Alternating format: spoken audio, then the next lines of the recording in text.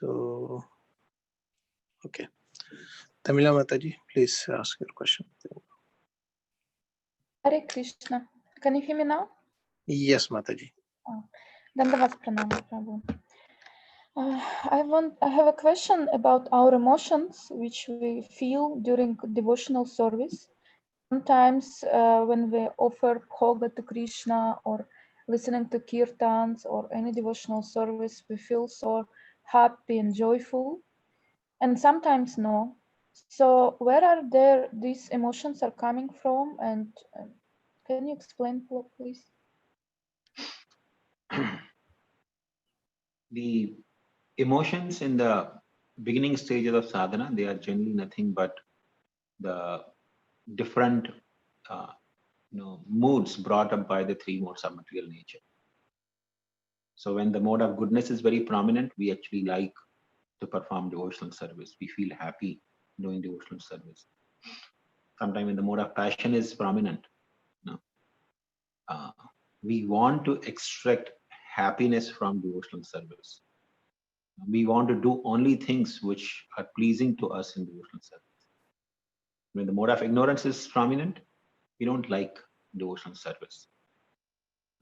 So in the beginning stages, generally, the happiness or distress, liking or disliking is immaterial, doesn't have any significance. Though in general trend, Krishna does give immense joy at the very onset of devotional service. When a person actually takes to Krishna consciousness, in the very beginning, Krishna gives a lot of joy through performance of devotional service. But that's only, like they say, promotional offer. Like all the marketing companies, they have this promotional offer. So you don't pay anything for 2 months or 3 months. After 3 months, you have to start paying. So you get hooked to it, and then you have to pay the bills monthly, and you have a contract for 2 or 3 years. You cannot leave or break, otherwise you have penalty. So similarly, Krishna, in the beginning, onset of devotional service, when a person takes to Krishna consciousness, gives immense happiness, like a promotional offer. So that joy is actually the true joy of devotional service. Krishna gives us a glimpse in that. But once that promotional period is over, when a person actually starts practicing devotional service sincerely, then Krishna withdraws that. Then we have to work for it. And then, because we are in the sadhana stage, there is, our moods keeps changing as per the three modes of material nature. So sometime liking, sometime disliking is nothing but the transient three modes of material nature. And a sadhaka understand that this is only transient. It's not permanent. The activities of devotional service, they are my natural, inclination.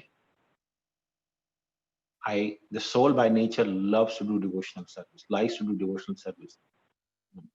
But because I'm contaminated by three modes of material nature, so sometime I like, sometime I don't like.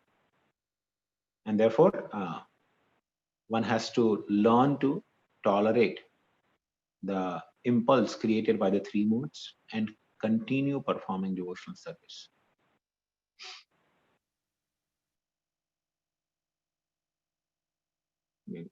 Thank you, Prabhu.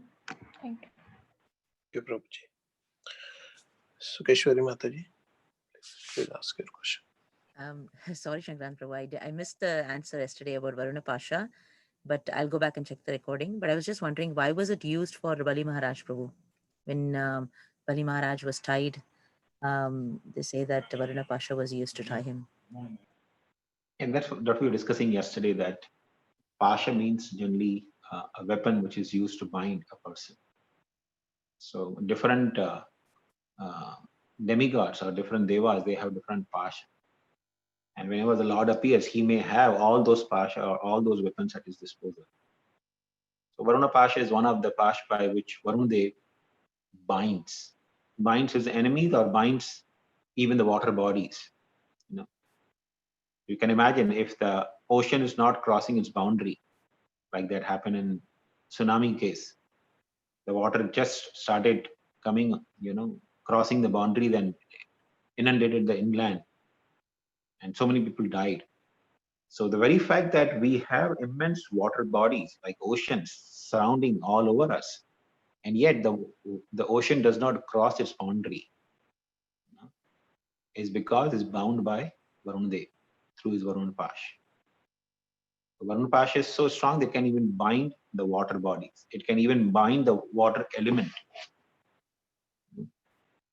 It can bind anything, not just water body, but can bind anyone.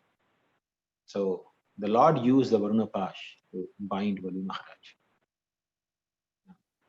So, Prabhu, because Sutaloka is below, is that the reason Varuna Paasha was used?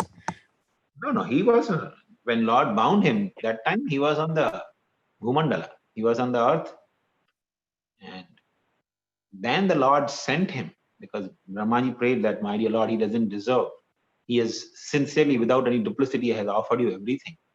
He doesn't deserve to be, punished like this. And the Lord confirmed that, I was just testing the Maharaj. It's not that I really intend to punish him, but he will go to Sutala Loka. And the Lord released him from Varun Paasha and sent him to Sutala Loka. Oh, so he was on Earth plan, Blue Bhumandala, Prabhu, when Vamana Deva appeared and gave the steps. Yes. Oh, and then later he sent to Sutala. Oh, okay. I have another question, Prabhu. I'll wait. I think two more devotees have questions, and then I'll ask. Thank you. Sure. Thank you, Mataji. Shesha Mataji, please ask your question. Hare Krishna Prabhuji, Danvat Pranam.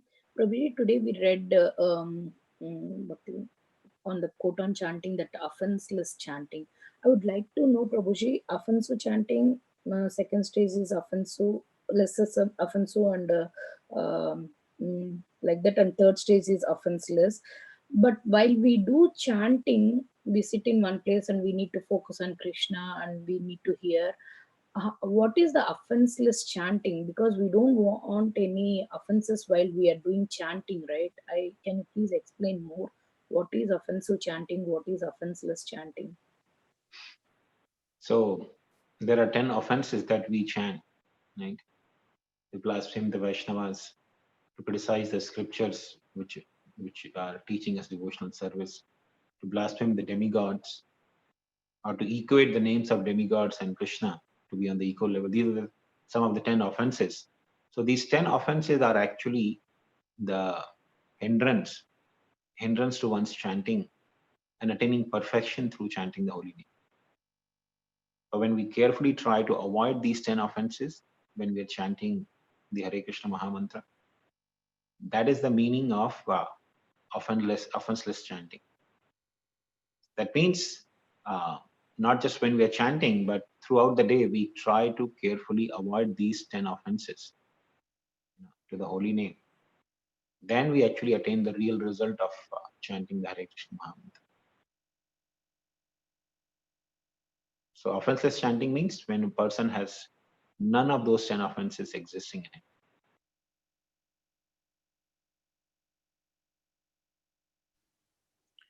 I have one follow-up question, Prabhuji, on this. Can I ask? Yes, Prabhu, go ahead. Prabhuji, in quote on chanting, it is also mentioned by Bhaktivinoda Thakurji that repentance of the previous offenses and carefully avoiding offenses, it can nullify those offenses as well. So, can we explain more on this, like how that works, Prabhuji? This we can get to see even in our, material existence in the ordinary, correctional facilities or prison house. If a person, no matter however grievous criminal crime he must have done, when he is put into prison, and then in the prison he actually becomes very humble and very subordinate, very obedient. At times he may be even punished by the keepers of correctional facility. undue punishment. And yet he does not retaliate. Remains humble. Naturally becomes the object of affection and blessings from everyone. So a person who is in great humility tries to avoid all the offenses and continues to perform devotional service, continues to chant the holy name of Krishna incessantly. Because a person who is trying to avoid the offenses naturally will have humility. So such a person, even if he has some grievous sins or offenses committed in the past, Krishna nullifies all of that. The material nature actually releases the person from the grip. So this is actually, I remember, I don't exactly remember the details, but I remember hearing this from Om.Tat Sat Prabhu in one of his lectures, which he had personally experienced. So one of the devotees, I believe it was in Mauritius. So this person, he was actually underworld don kind of thing. But somehow that he came in contact with devotees. He had done so many crimes, murders, ransom, kidnapping, so many crimes he had done. In fact, the police of that city was afraid of him, fearful of him. Even if he walked into the police station, police people, they'll be start trembling. So he was such a, known high-profile criminal. And somehow that he came in contact with devotee, then he became, Krishna conscious. And he heard the glories of, book distribution because he himself had experienced it. By reading Prabhupada's books, he actually became a nice Vaishnava. So he personally started distributing books. And, one day he entered into one police station carrying some books. And of course, in police station, people knew him. They started worrying that why he's here, They said, sir, did we do anything against you? Please, why you are here? He said, no, don't worry. I'm here just to show you some books. These are nice books. You should read it. And then he started telling them, the distributing the books to them. And then they said, but how about, you did so many crimes,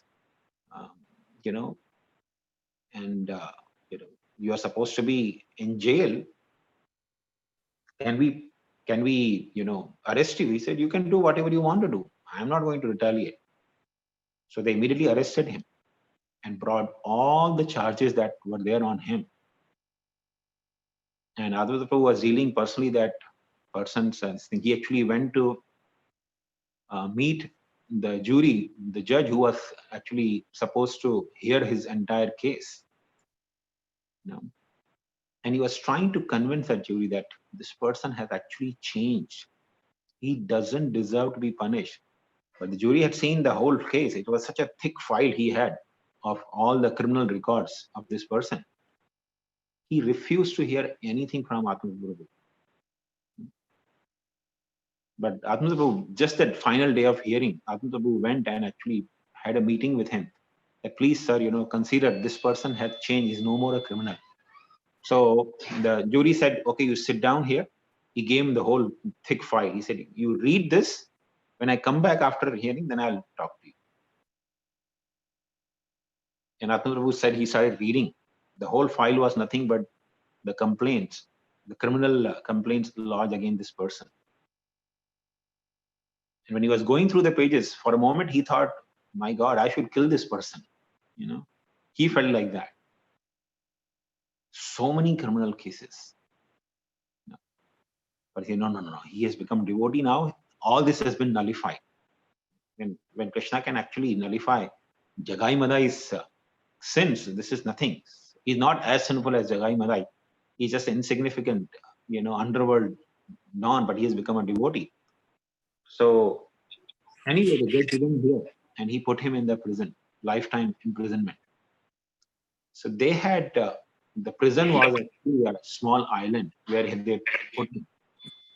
There was no police. The whole island was surrounded by the ocean, and there was no inland very near to that. So nobody could actually escape from there by swimming. And once a month, the police would actually take the foodstuffs there, dump it there, and go away. And all these people who are actually criminals, they used to manage themselves. They were actually hardcore criminals. So they would actually take away, whoever was powerful, they would take away the more food and store with themselves. And those who were weaker criminals, they would just take whatever was left. So when he reached there, he was put into that jail. And he didn't retaliate. He went there very happily. He started teaching people there about Bhagavad Gita. And within 6 months, after 6 months, when the police was going there to dump the food, they saw people were not at all really worried about coming and grabbing the food. They were sitting and hearing. This one person is giving class and they are sitting and hearing. They are all sober and very, wonderful. So the judge heard about this. He personally came to witness. And he saw all the prisoners have been transformed within 6 months. All the criminals, who are living in that island, they had been transformed. And then he realized, okay, if this person within 6 months can bring so much transformation to criminals in the jail, if he's outside, he can really do a tremendous job. So within 6 months, all his cases and everything was nullified and he was released from the jail. So this can happen in the ordinary, cases. So what to speak of, in the administration of the universe. So material nature, Durga Devi, who keeps all the offenders bound in this material existence, when she sees somebody sincerely trying to serve Krishna, she nullifies all the records. Yamaraj also actually deletes all the records of a person. So this is what means when we are continuing to chant the holy name of Krishna, all the offenses will automatically be nullified.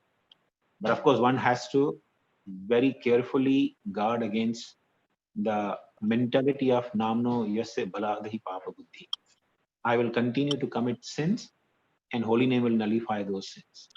That mentality is extremely detrimental. And that puts a person under the direct wrath of Yamaraj.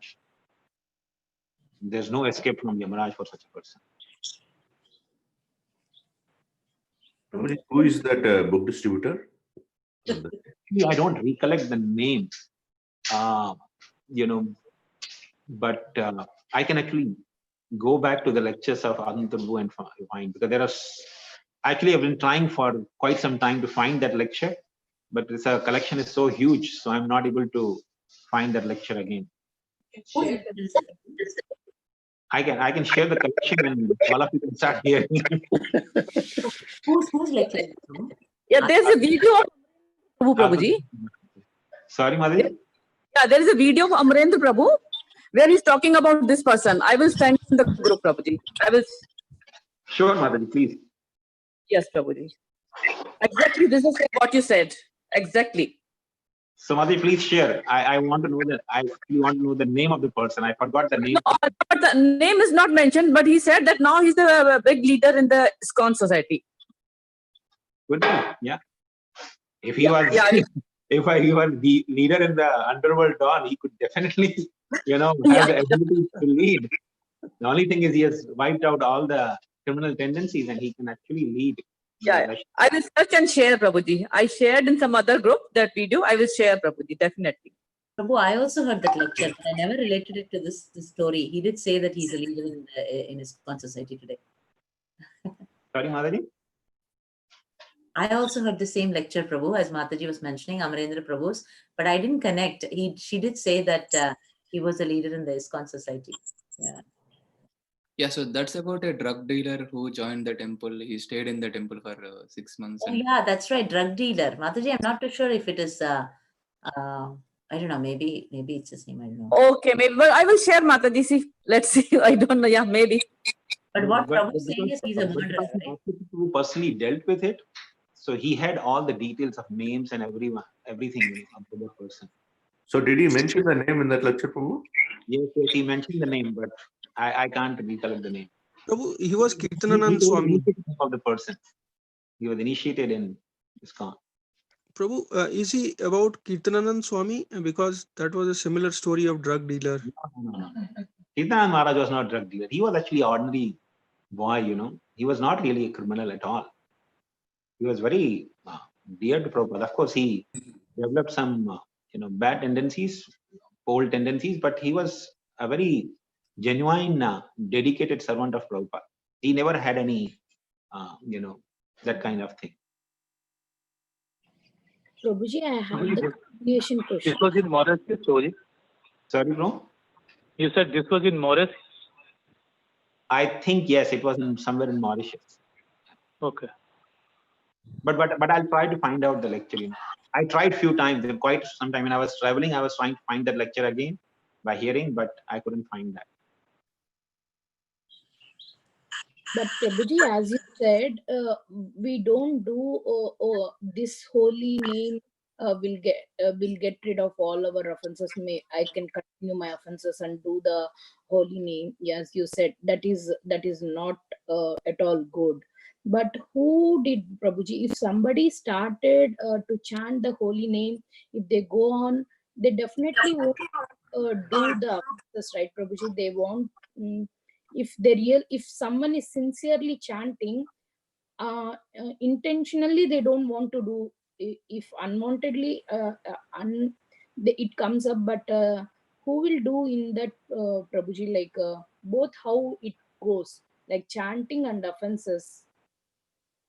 Well, Mataji, in this creation of Krishna, there are all kinds of different varieties of mentalities, people with different mentalities. And, even if we are not experienced, it's actually a good thing you're not experienced, but you will find in Krishna's creation, there are all different kinds of varieties of consciousness. And these are nothing but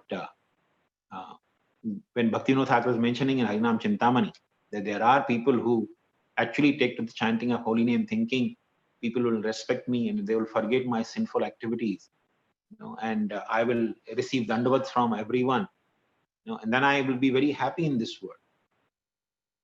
So this is cheating mentality. And people do come. It's not that they don't come. Some people do come with this mentality as well. Of course, we have no ways and means to judge or find out. But Krishna, as a Paramatma, he can. So when we see, therefore, anyone chanting the holy name, we offer respects, as Rupa Goswami says, Krishna Yasya Giri Manasadhriyet. If somebody is chanting the holy name of Krishna, we respect him based on his status within the mind. If he's a neophyte, new devotee, we offer him respect in the mind. If he's initiated, then offer proper respects by bowing down. And if he's a pure devotee, the mere presence of whom inspires everyone to chant and hear Krishna's glory, then we should eagerly render service to him.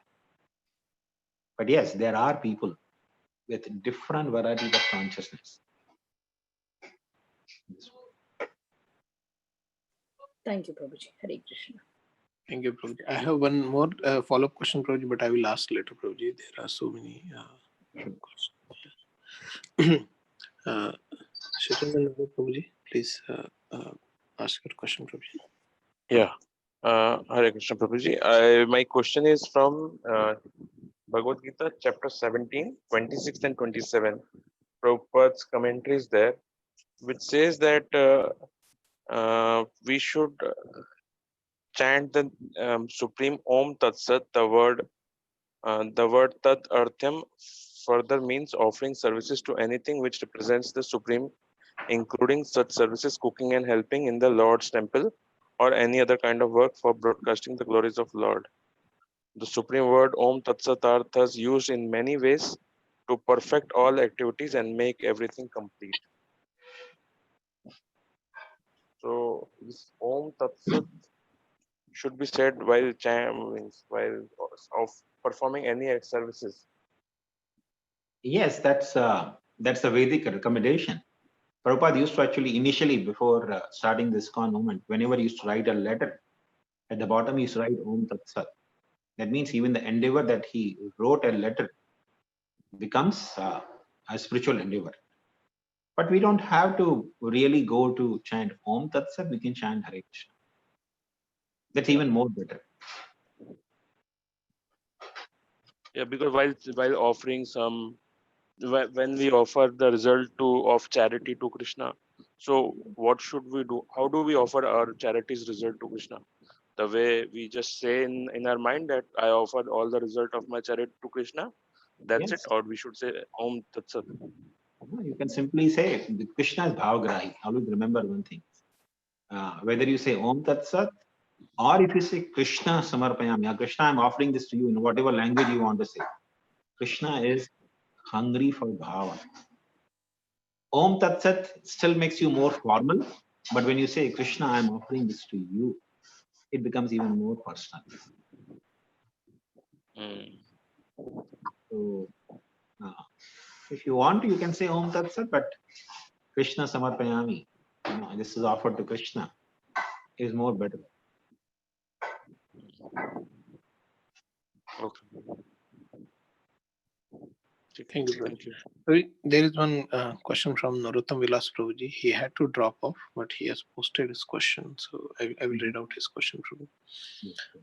So he is asking, his question is, though Bali Maharaj lost Svarga, the Lord gave him the great post of ruling Sutala, which was wealthier than Svarga. How does Sutala have more opulence than Svarga? Actually, Prabhupada explained this. I don't know if he is not here. Maybe probably he can hear the recording. But yeah, Prabhupada explains in this regard that the demons generally have much more opulent and better facilities than devas for sense enjoyment. Because demons their whole and sole purpose is sense enjoyment. So they create facilities which are uninterrupting their sense gratification. And therefore, generally, the lower regions of universe are much more opulent than Svarga, heavenly planets. The demons, their only goal is sense enjoyment. Devtas, they won't do sense enjoyment. Bhakti also, they worship Krishna. Whenever they're trouble, they actually go to Krishna. But demons, no Krishna. They simply want to go on enjoying sense gratification. You find whenever a powerful demon starts ruling, he creates immense facility for sense enjoyment. So naturally, therefore, the lower regions of the universe, they are more opulent and filled with facilities for sense gratification. Therefore, they are also called Bila Svarga. Bhagavatam refers that as Bila Svarga. Prabhuji, I have a follow-up on this, if I'm allowed. How do we take this? Is it as a punishment or reward for Bali Maharaj?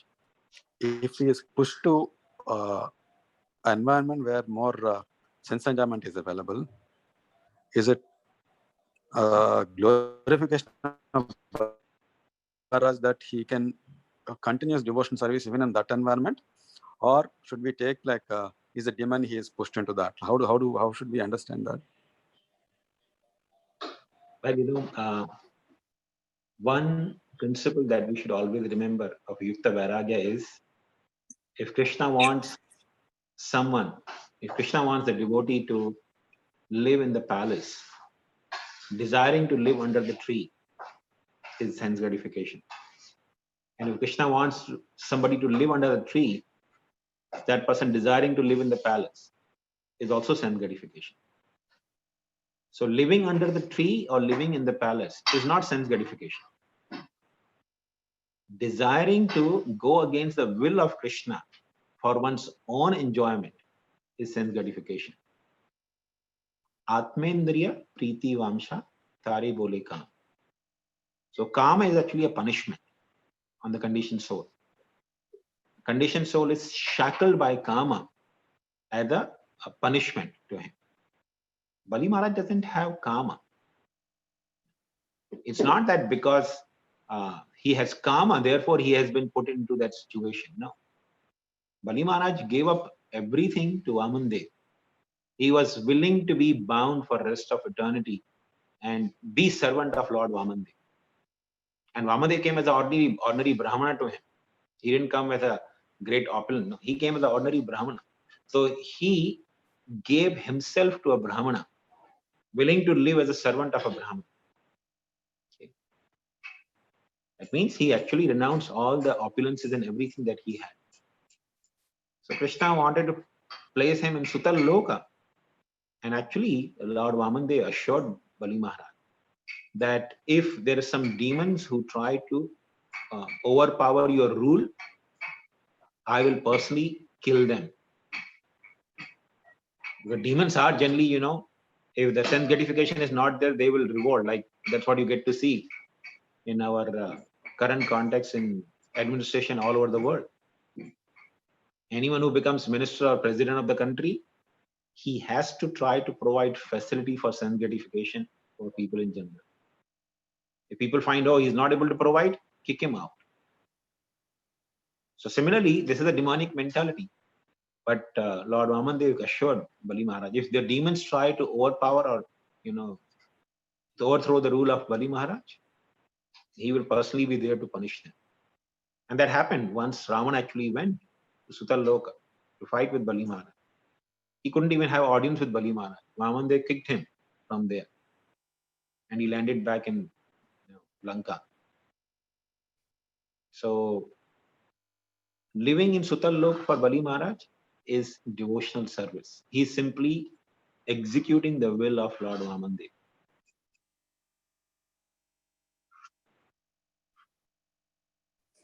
Thank you, Prabhu. This is a wonderful answer. I think the way to understand is just following Krishna's will. That is devotion. Bali Maharaj that is the state, and Krishna also that is the sinking point. Thank you, Prabhu. Hare Krishna. Prabhu, sorry, I have one quick question. So Prahlad Maharaj and Bali Maharaj, after they give everything to Vamandev, they go to Sutala Loka, right, Prabhu? So does Prahlad Maharaj leave Sutala Loka and go back to the place where he resides on one of the Bhumandalas, Varshas? Yes, but because in family ties, it's very common to have affection. So sometimes Prahlad Maharaj may be in Sutala Loka, sometime he may be in Bhumandal, in one of the Varshas where he worships Lord Narasimhadev. Okay, thank you. Thank you, Prabhuji. Prabhuji, we have only 5 minutes, so many questions, but we can take one question from Ramrati Prabhuji. So, Prabhuji, you can ask question, Prabhuji or Mataji.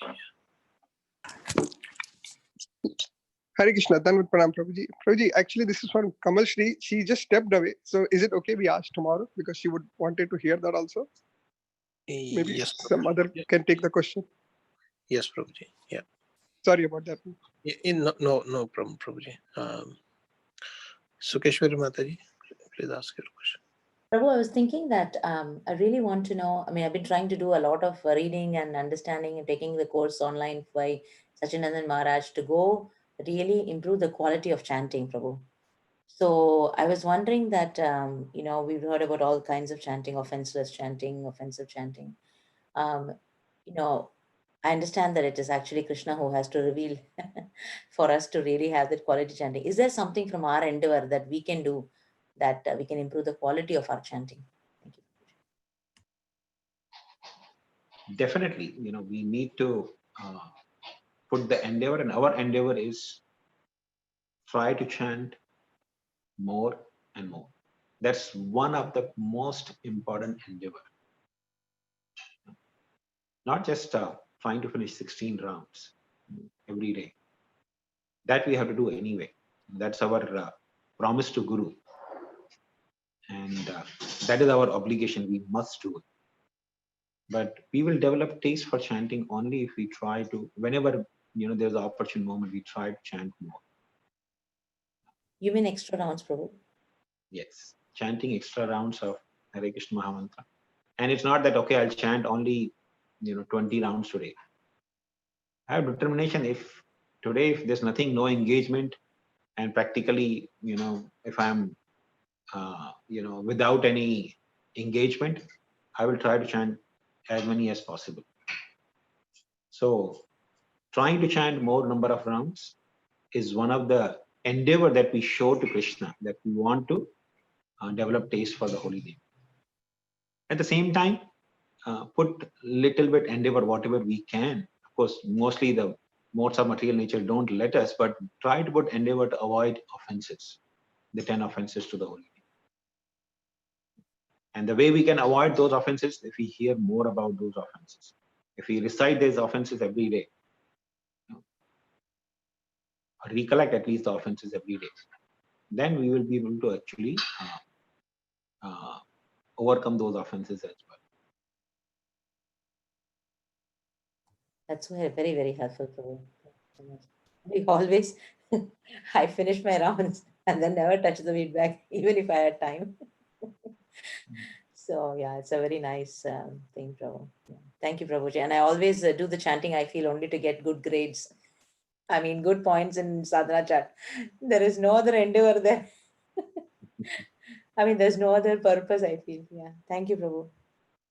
Prabhuji, so one quick suggestion or point, like you said, like that. So I like that reciting offenses every day. Means, how about like at least 2 or 3 every day reading in the morning?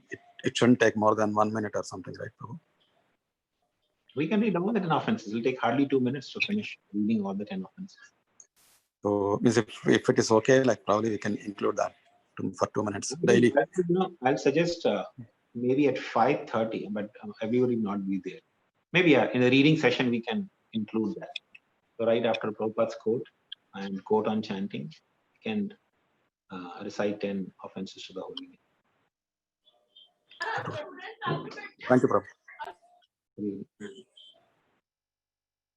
So, Prabhuji, today it's Shirisha Mataji's birthday. Yeah, wonderful. 25th. Shirisha Mataji, wish you a very happy Krishna conscious birthday.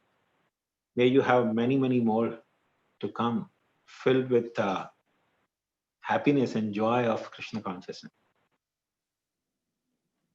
Happy birthday, Mataji. Happy Sirisha Mataji, amazing. I never knew. Wish you Krishna conscious birthday, Mataji. Hare Bol, Mataji. Congratulations. Happy Krishna conscious birthday, Mataji. Jai. Happy Krishna Prabhuji, conscious today birthday. is Jagannath's birthday also. Wow. Hare Krishna, happy birthday to Sresa Mataji. Happy Krishna Happy conscious birthday, birthday, Srisha Shirisha. Mataji. Hare Krishna, happy birthday, Srisha Mataji. Have a wonderful day ahead.